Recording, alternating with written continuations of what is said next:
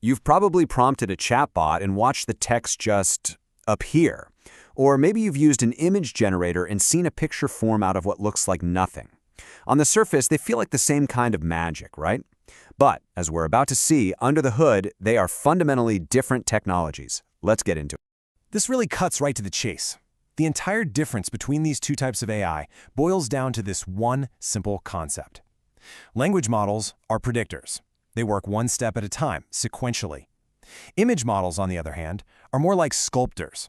They start with total chaos and carefully shape it into something coherent. So let's break down exactly what that means, starting with the one we're all a bit more familiar with. All right, first up, large language models, or LLMs. This is the technology that powers the chatbots most of us have already played around with. At its absolute core, an LLM is a prediction engine.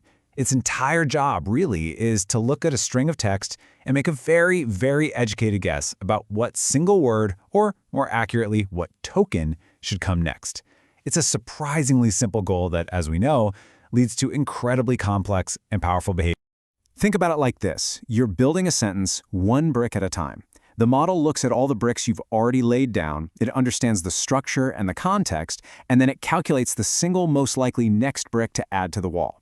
It just repeats that process over and over again, token by token, to write everything from a single response to, an entire novel.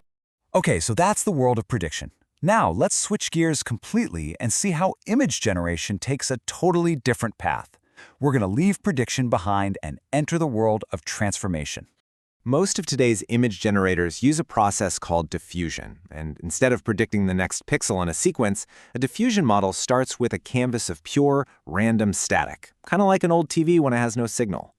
Its job isn't to add anything, but to remove that noise, little by little, step by step, until a clear, structured image emerges from the chaos. So, if a language model is an author writing a book, word by word, a diffusion model is much more like a sculptor.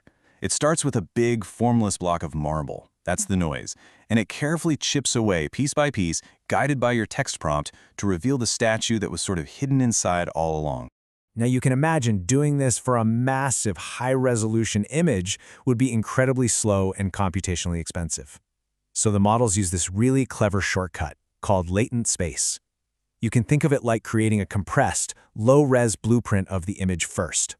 The model does all its heavy-duty sculpting on this much more efficient blueprint, and only at the very end does it decode that blueprint back into the full pixel image that you see. Okay, so we've figured out a way to sculpt still images from noise.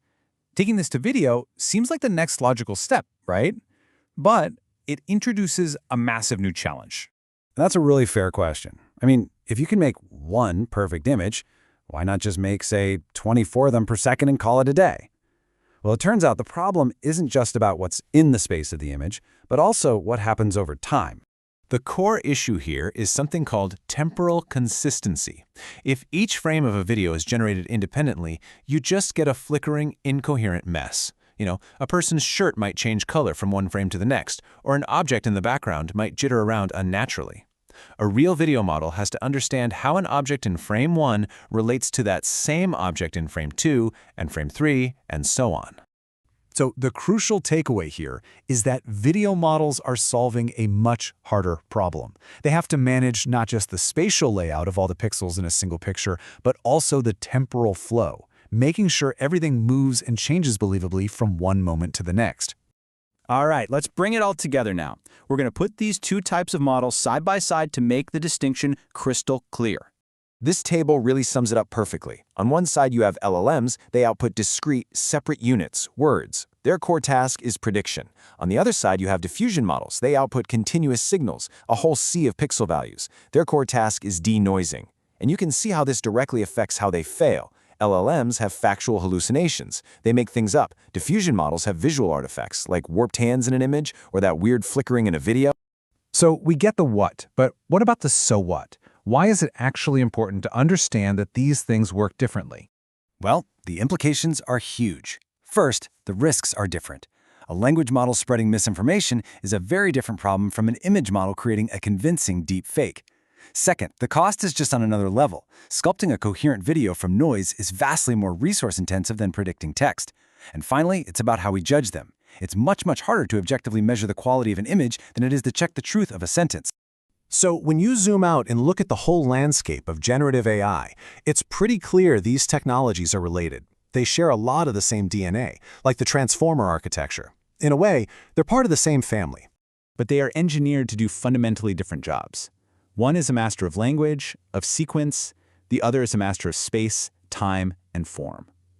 And understanding this distinction, well, it isn't just a technical detail.